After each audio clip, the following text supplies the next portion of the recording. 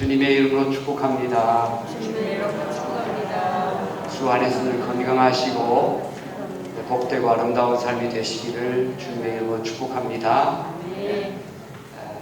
코로나가 이제 좀 많이 자유롭긴 한데, 위드 코로나로 간다고 하면 좀 자유롭기는 한데, 그런 문제는 점점 더 전파력이 강한 그런 바이러스가 확장이 되고 있어서 많이 조심해야 할 것 같습니다.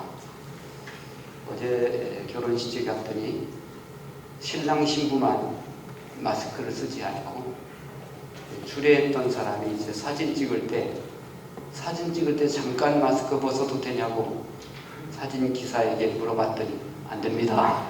그 정도로 지금 아마 많이 철저하게 조심하는 것 같습니다. 감사한 것은 지금까지 단 한 분도 우리 신평교회 가족들 가운데 감염되지 않은 거 너무 감사하고, 끝까지 한 분도 감염되지 않냐고 건강하게 이 추운 이 살벌한 코로나의 계절을 잘 극복해내시기를 축복합니다. 오늘은 저희 신평교회 매월 마지막 주마다 가정주일에 이렇게 함께 예배를 드리고 있는데, 가정은 정말 중요하지요. 정말 중요한 몇 가지 이유가 있습니다. 첫째는 가정에서부터 한 생명은 시작되기 때문입니다. 그러니까 가정은 인류가 보존될 수 있는 최초의 시작인 것이죠.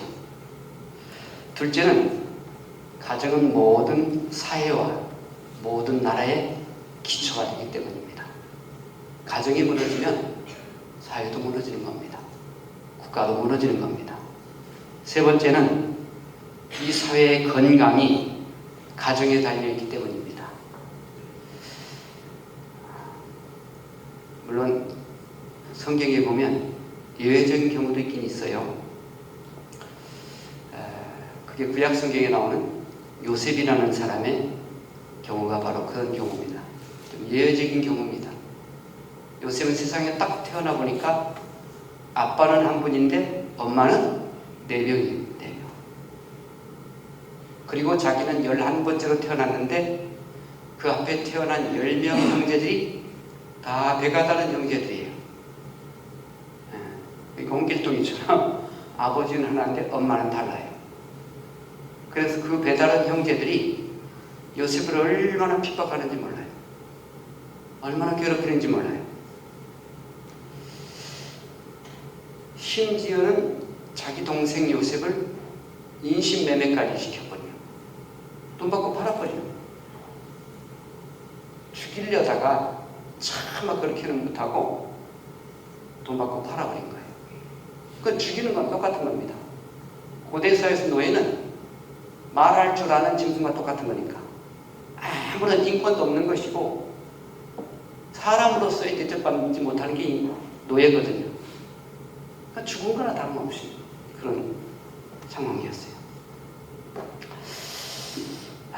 그런데 여러분, 이런 콩가루 집안에서 태어난 이 요셉이가 그 인생이 삐뚤어지지 아니하고 잘못되지 아니하고 아주 기가 막히게 성공을 합니다. 다른 그 어떤 형제들보다 더 잘 되는 거예요. 어떻게 이 사람이 이렇게 성공적인 인생을 살 수가 있었을까? 성경을 자세히 보니까 그런 독실한 신앙인이었습니다. 요셉은 사람에게 실망할 때에 하나님께로부터 위로를 받는 사람이었습니다. 요셉은 인간적인 외로움을 당할 때에 하나님이 그 요셉에게 친구가 되어주셨습니다. 요셉은 사람에게 핍박을 받고 모함을 당하고 인신매매를 당할 때에도 그는 하나님 의지하고 하나님 앞에서 믿음으로 산 사람이었습니다. 그래서 하나님께서 그 요셉과 늘 함께 하셨습니다. 그렇기 때문에 그렇게 열악하고 그렇게 불합리한 환경 속에서도 삐뚤어지지 아니하고 하나님 바라보면서 하나님의 위로와 평강을 누리면서 모든 환경들을 이겨내다가 결국은 애굽의 제2인자 바로라는 사람, 그 왕이라는 사람의 바로 밑에 총리로서 그 나라를, 애굽이라는 당시에 큰 강대국의 나라를 잘 이끌 뿐만 아니라 그 나라 때문에 주변에 사는 모든 나라들이 또 자기를 팔았던 그 형들이 다 그의 그 요셉의 은혜를 누리며 살게 되는 거예요.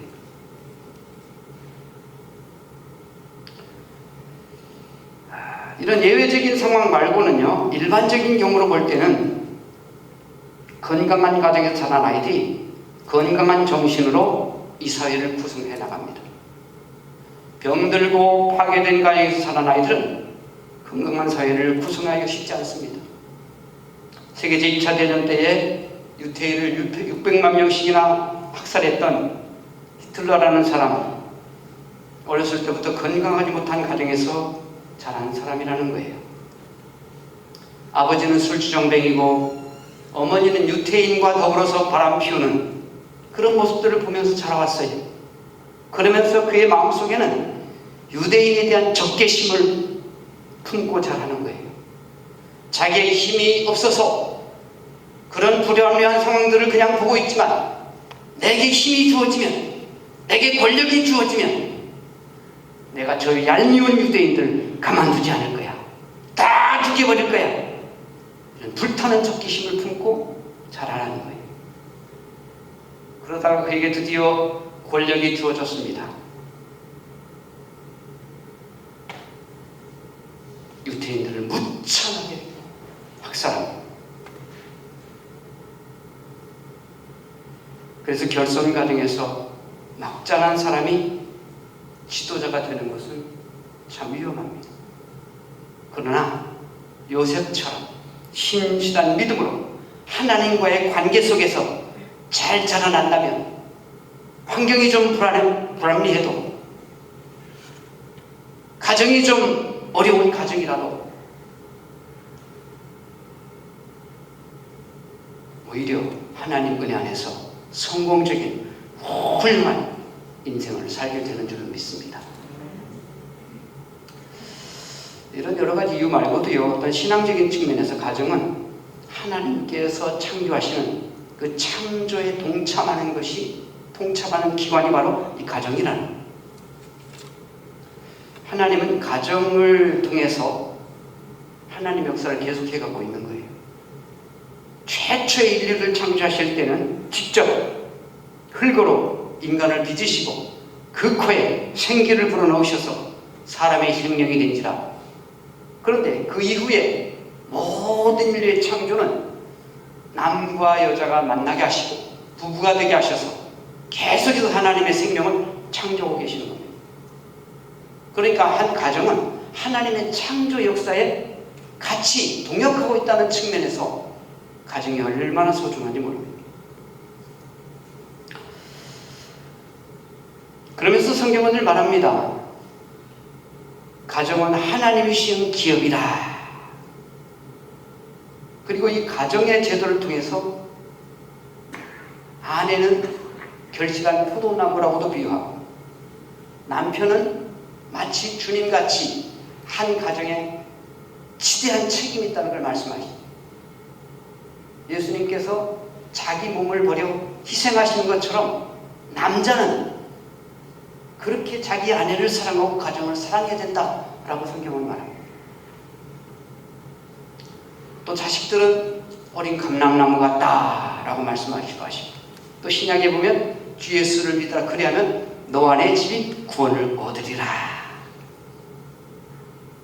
여론 이외에도요, 성경의 시작인 창세기에서 시작의 끝인 요한계시록까지 신구약 66권 그 어느 성경이라도 가정에 대해서 말하지 않는 성경이 한 권도 없습니다. 가정과 관련이 있습니다. 그만큼 가정은 정말 중요합니다. 너무 중요한 거예요. 그래서 우리 신평교회가 10여 년 전부터 계속해서 우리 매월 마지막 주일은 이렇게 가정주일로 지켜가면서 이렇게 가정에 대한 말씀을 전해드리고 있습니다. 오늘 우리가 읽었던 창세기 24장에서는 가정에서 매우 중요한 첫 출발과 마찬가지라고 할 수 있는 이 부부 결혼 얘기를 말합니다. 결혼. 하나님께서는 한 가정을 계획하시고 그 가정을 또 어떻게 세워가시는가, 그리고 그 가정을 통해서 하나님이 어떻게 역사하시는가를 보여주고 있는 거예요. 자, 유명한 믿음의 조상 아브라함은 나이가 많아서 거의 나이가 100세가 다 돼서 이삭이라는 한 아들을 얻었습니다. 금이야오기야 잘 키운 아들, 좋은 이제 교수를 만나서 좋은 여자를 만나서 잘 결혼해서 행복하게 사는 것이 아브라함의 꿈이었겠지요. 그래서 아브라함은 자기 아들 이삭을 좋은 여자 만나서 잘 살게 해주려고 그 배필을 쳤습니다. 그런데 그 집에서 가장 충성을 다하는 그 한 종에게 자기 아들 결혼 문제에 대해서 맡깁니다. 그리고 아브라함이 원래 고향이었던 곳에 가서 거기서 아내 될 사람, 아브라함의 며느리 될 사람을 데려오라고 보냅니다. 그래서 24장 4절에 이렇게 말합니다. 내 고향, 내 족속에게로 가서 내 아들 이삭을 위해 아내를 택하라.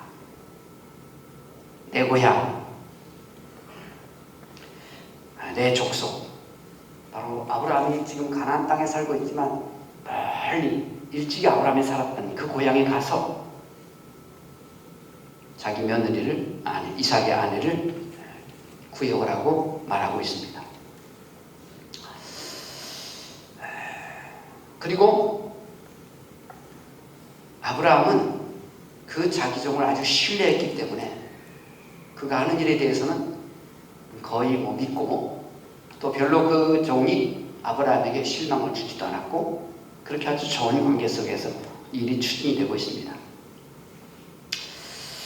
아브라함은 그 종을 통해서 고향에서 데려오는 여자가 하나님이 예비하신 것이다 라고 하는 확신을 가지고, 그런 믿음을 가지고 이제 기다리고 있는 거예요. 그러면서 이렇게 말하는 거예요. 7절에서는 하늘의 하나님 여호와께서 나를 내 아버지 집과 내 고향 집에서 떠나게 하시고 내게 말씀하시며 내게 맹세하여 이르시기를 이 땅을 내 씨에게 주리라 하셨으니 그가 그 사자를 너보다 앞서 보내실지라. 하나님께서 너보다 먼저 하나님의 천사를 먼저 보내실 것이다. 앞서 보내실 것이다.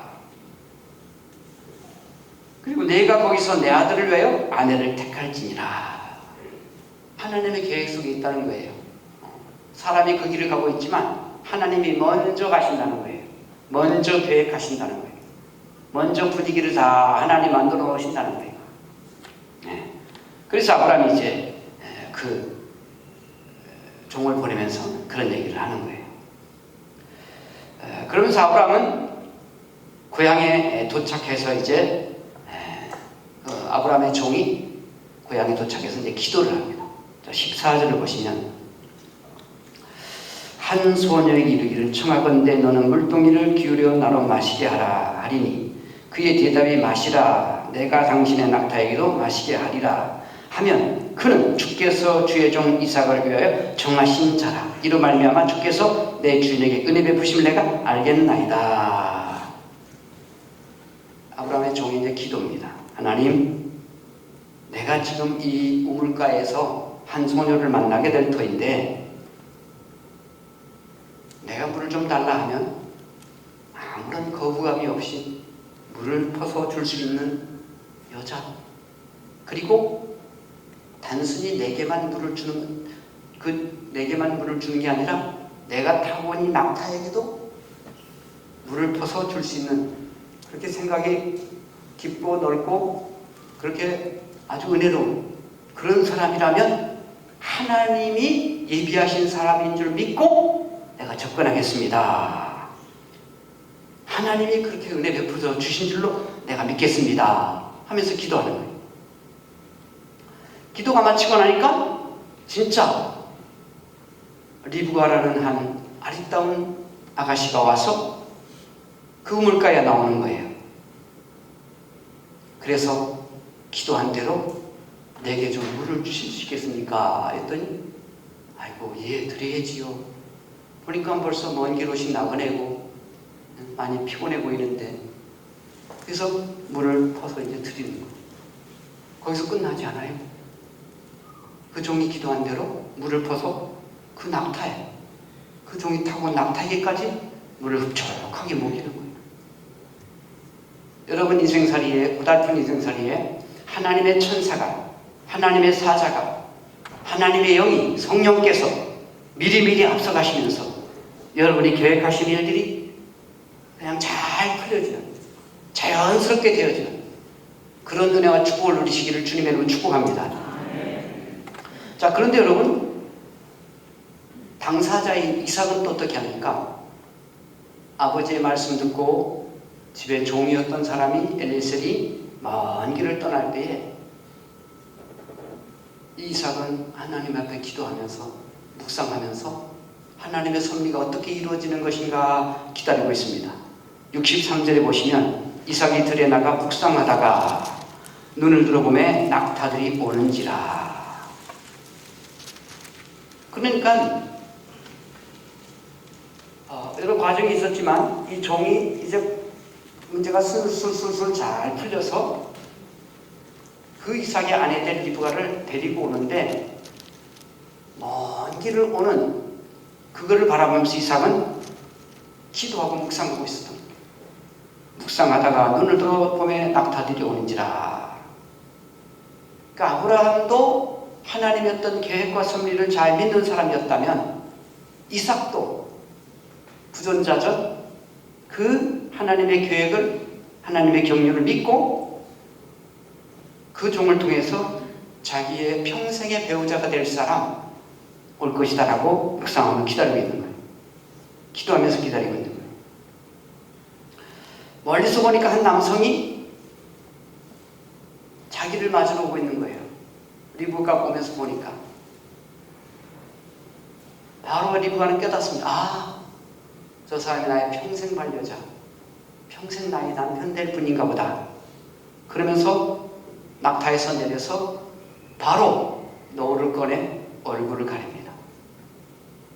당시 처녀가 얼굴을 가리는 것은 그 남편에게만 자신을 온전히 맡기겠다는 헌신의 의미가 있습니다. 그래서 이삭과 리브가의 만남은 시작되었고, 그리고 이삭은 리브가를 아내로 맞이하게 된 겁니다. 사실 이삭은 그 어머니를 잃고 나서 오랫동안 슬픔 가운데 있었습니다. 그런 가운데 하나님이 준비하신, 하나님이 예비하신 그 리브가를 만나면서 마음에 큰 위로를 얻었습니다. 그리고 이삭과 리브가는 하나님께서 은혜 가운데 맺어주신 좋은 부부가 되었습니다. 그래서 성경에서 말하는 결혼은 바로 하나님이 맺어주시는 것이다. 사람이 계획하는 것 같아도 일을 이루게 하시는 이가 하나님이시다라는 거예요. 그런데 여러분, 하나님께서 맺어주신 부부임에도 불구하고 하나님께서 계획하시고 하나님의 은혜 안에 살아가는 가정임에도 불구하고 그 가정에도 위기가 닥쳤습니다. 어떤 위기가 닥쳤을까요? 한 3가지 정도 그 위기를 성경에서 볼 수 있어요. 첫 번째는요, 결혼한 지 20년이 돼도 아이가 없어요. 요즘은요, 결혼 안 하고서도 일부러 먹기가 자식 낳지 않고 그냥 둘이 행복하게 잘 살자고 하면서 그냥 안 낳는 사람이 너무 많다 보니까 우리나라가 지금 상당히 저출산이 문제가 되고 있죠. 심지어는 아직 결혼 안 하고 그냥 독신으로 살기 원하는 사람도 있고. 근데 성경은 보면 바울도 그렇고요, 예수님도 그렇고 완전 독신이었습니다. 바울은 심지어 결혼하지 않는 것이 유익하다. 그렇게까지 말해요. 그러나 이것은 다 부부에게 다 해당되는 말은 아니다. 받을 만한 사람 받아라. 그러면서 결혼하는 것도 하나님의 은혜요, 하지 않는 것도 하나님의 은혜라. 굉장히 이 바울은요, 하나님의 은혜 안에서 마음이 굉장히 자유롭고 넓은 사람이에요. 평생을 결혼하지 않고 살았지만, 그러나 믿음의 자녀들을 많이 낳아서 정말 복되게 살아가니까 이 바울입니다. 영적인 자녀들이 굉장히 많아요. 디모데나 뭐 수많은 제자들이 바울은 고백합니다. 내가 믿음으로 그를 낳았도다. 그런데 여러분, 고대 사회에서 여러분, 지금이 아니고 고대 사회에서는 자녀가 없는 것은 상당히 어려운, 더더군다나 하나님이 아브라함에게 내 자손이 하늘의 별처럼 바닷가의 모래처럼 아주 계속 자손 대대에 큰 복을 누리리라고 그랬는데, 하나님의 약속이 있는데 그게 바로 다음 아들 이삭 때에서 끊어지면 안 되잖아요. 그러니까 이삭도 결혼한 지가 벌써 20년인데 자식이 없으니까 이거 큰 위기라는, 큰 위기, 큰 근심이었어요. 물론 그 시대적인 상황으로는 첩을 줄 수 있었고요, 다른 방법으로 얼마든지 또 종을 해서, 아브람도 사실은 뭐 그 종을 하갈이라는 여자를 해서 또 다른 자손들을 보지 않습니까? 그러니까 종을 통해서도 얼마든지 할 수도 있지만, 그래도 이삭은 그렇게 하고 싶진 않은 거죠. 그런 상황에서 이삭은 하나님께 나아가 기도합니다. 자, 25장 21절 한번 보세요. 25장 21절. 25장 21절. 시작. 이삭이 그의 아내가 임신하지 못함으로 그를 위하여 여호와께 간구하매 여호와께서 그의 간구를 들으셨으므로 그의 아내 리브가가 임신하였더니. 아멘.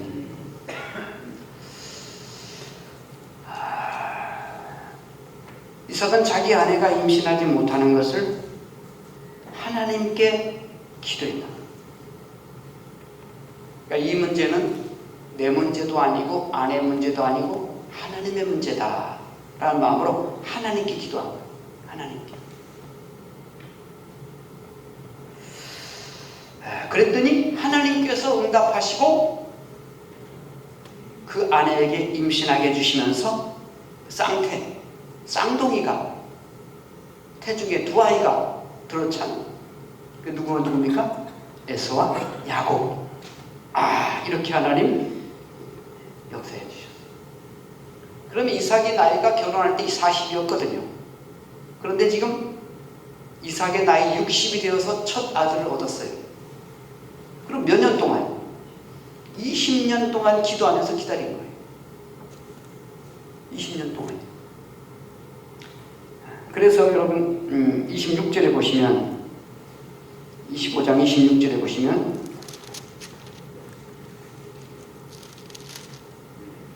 그 후에 낳은 아우는 손으로 에서의 밟은 참으로 그 이름을 야곱이라 했으며 리브가가 아들을 낳을 때 이삭이 몇 세? 60세였더라. 40에 결혼해서 60에 이제 첫 쌍둥이 아들을 보게 된 거예요. 그래서 20년 동안 하나님의 섭리를 바라보고 하나님의 경륜을 바라보고 인간적인 수단 방법을 쓰지 않고 생명은 하나님께 있습니다. 하나님이 주시면 감사, 안 주셔도 감사. 하나님, 우리 가문에 그 대가 끊이지 않도록 생명을 허락하여 주시옵소서 기도하며 그 기도가 20년 만에 이루어진 거예요. 그러니까 가정의 큰 위기 가운데 하나였던 이 자녀 문제가 하나님의 가운데 해결될 줄 믿습니다. 두 번째 위기는요, 가나안 땅에 흉년이 들어가지고 그 이삭이 자기 아내를 데리고 블레셋 땅으로 이주해 갑니다. 그런데 그곳에서 리브가가 워낙에 예뻤었나 봐요. 자기 아내를 다른 사람이 빼앗을까 봐. 그냥 뺏는 게 아니라 자기를 죽이고 빼앗을까 봐. 아내하고 이제 작전을 짭니다. 어디들 가든지 당신은 내 아내라고 하지 말고 내 누이라고 하자. 그러다가 진짜 아내를 잃을 뻔했었습니다. 큰일이죠. 요즘으로 생각한다면 이해가 안 되는 부분들이죠. 어디 그럴 수가 있습니까? 남자가 돼가지고. 그런데 하나님이 개입하셔서 그 심각한 상황도 잘 극복하게 됩니다. 하나님이 지켜주시는 거예요. 여러분의 가정들도 보면 하나님께서 아름답게 계획하시고 허락하신 가정이지만 때로는 늘 아픔과 상처가 있습니다. 서로에게 아픔을 주기도 하고 상처를 받기도 해요. 그래서 무엇보다도 우리 가정이 하나님의 사랑이 더 필요하고 하나님의 용서가 더 필요하고 하나님의 십자가의 복음이 더 필요한 그런 곳인 줄로 믿습니다. 우리 부부의 사이에도 항상 하나님의 십자가의 사랑이, 하나님의 십자가의 희생이 늘 함께해야 돼요. 이삭의 가정의 세 번째 위기는요, 이 사람들이 어느 정도 생활이 안정되고 이제 살만해지니까 블레셋 사람들이 자꾸 질투하고 시기하면서 덤비는 거예요. 이삭이 우물을 팔 때마다 우물에서 물이 잘 솟아납니다. 요즘이야 뭐 전국 어디나 수돗물 잘 나오고 좋겠습니다만 중동에서 그 옛날에 물은 너무 귀한 여기는 생명입니다. 물은 재산입니다. 기업입니다. 그런데 이삭이 물을 팔 때마다 물이 잘 나오는 것을 시기하고 질투하면서 이 블레셋 사람들이 쫓아와가지고 물을 뺏어버리는 거예요. 그때는 법이 따로 없어요. 힘 있는 자가 법이에요. 힘 있는 자가 뺏으면 되는 그만이에요. 그러니까 이삭은 그들과 싸우기도 싫고 힘도 없고 그냥 어쩔 수 없이 주고 물러납니다. 3번씩이나. 이렇게 무능력하고 힘없는 남편을 따라 아내가 같이 이사를 3번씩이나 한다고 할 때 얼마나 어려웠겠습니까? 그런데도요, 사실은요, 내가 힘없고 연약하지만, 내가 잘난 거 없지만, 그러나 이삭과 리브가는요, 하나님 의지하는 믿음 가지고 그냥 살아가는 거예요. 그러니까 하나님이 가는 곳마다 물 잘나게 해주시고, 비록 빼앗겨서도요, 그것 때문에 망하는 게 아니라 다른 길을 하나님 열어주시는 거예요. 다른 길을 열어주시는 거예요. 하나님이 함께 하시면요, 우리 예수 믿는 사람들은 막다른 길이 없어요. 하나님이 또 다른 길을 열어주시고 또 다른 길을 열어주시고 얼마든지 살 길을 열어주시는 하나님이신 줄로 믿습니다. 그렇기 때문에 그 하나님을 믿고 그 하나님께 맡기고 기도하며 나아가면 되는 거예요. 우리 하나님 매 순간순간마다 나를 붙들고 계시고 나와 함께 하시는 거예요. 이삭의 삶이 그거였어요. 하나님께서 이삭과 늘 함께 하시는 거예요. 그 부부를 붙잡아주고 있고 그 가정을 지키고 있는 거예요. 가정에서 여러 가지 고난과 위기를 만났을 때에 자꾸 세상적인 방법으로 그것을 해결하려고 하면 오히려 더 어려워질 수도 있습니다. 묵묵히 조용히 하나님 앞에 기도하면서 하나님의 뜻을 찾는 그런 사람들을 하나님 기뻐하시고 하나님 방법대로 해결해 나가실 줄로 믿습니다. 믿음으로 하나님께 나아가면 나의 힘으로 도저히 감당할 수 없었던 일도 우리 하나님 감당해 주시는 것이고, 그리고 무엇보다 이 환경 속에서, 이 고통 속에서 하나님이 더 깊이 체험하고 만날 수 있게 해주시고, 하나님이 나와 함께 하시는구나 하는 것을 경험하게 해준단 말이죠. 그렇기 때문에 우리의 모든 가정의 문제들은 극복될 수 있는 줄 믿습니다. 부부의 갈등도 해결될 수 있는 줄로 믿습니다. 어떤 형편이 있더라도 주님이 개입하시면, 주님이 역사하시면 회복의 길로 열려질 줄로 믿습니다. 우리 가정을 향하신 유일한 답은, 우리 가정의 문제는 하나님께 있다는 것입니다. 내 남편도 내 아내도 내 자식도 내 마음대로 할 수 없지만 하나님께 맡겨 기도할 때 하나님이 열어가시면 되는 줄로 믿습니다.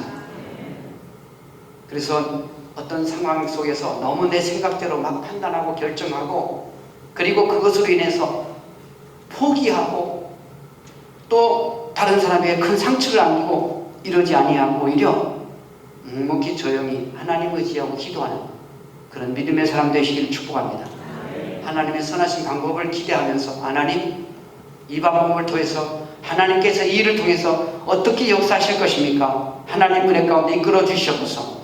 주님 바라보며 기도할 때 하나님이 그 일에 개입하시고 역사하시면 그 일이 복되게 전화이복으로 끝나게 되는 줄로 믿습니다. 우리 하나님 임마누엘 하시는 하나님, 나와 함께 하시는 하나님, 그래서 임마누엘 하시는 하나님 나와 함께 하실 때에 결국은 우리의 부부관계도 복되게 만들어 주시고 우리 자녀들 앞길도 복되게 인도해 주실 줄로 믿습니다. 가정은 결혼에서부터 출발합니다. 결혼해서 남편과 아내가 생기는 겁니다. 결혼해서 자녀들이 생기고 또 결혼에서부터 출발해서 손자들이 생기는 것입니다. 그래서 결혼은 가장 복된 하나님의 선물입니다. 하나님이 허락하신 만남, 복되게 만들어가는 하나님의 사람들 되시기를 축복합니다. 하나님께서 만나게 하신 남편, 아내가 소중한 사람임을 깨닫고 그리고 행복은 두 분이 만들어가는 겁니다. 행복은 하늘에서 떨어지는 거 아니고 땅에서 솟아나는 것도 아니고 두 사람이 서로 배려하고 서로 관심 갖고 서로 양보하고 서로 용서하고 서로가 하고 서로 짝사랑이 아닙니다. 서로 사랑. 성경은 항상 짝사랑을 말하지 않습니다. 서로 사랑하라. 서로 사랑하라. 하나님께서 허락하신 귀한 가정, 우리 자녀들은 하나님이 주시는 기업인 줄로 믿습니다. 그 기업을 잘 경영하는 지혜를 주셔서 잘 경영해서 하나님 영광 받으시는 가정 되게 하옵소서. 그래서 가정에서부터 하나님의 천국을 경험하는 복된 하나님의 성도들 다 되시기를 주님의 이름으로 축복합니다. 아멘.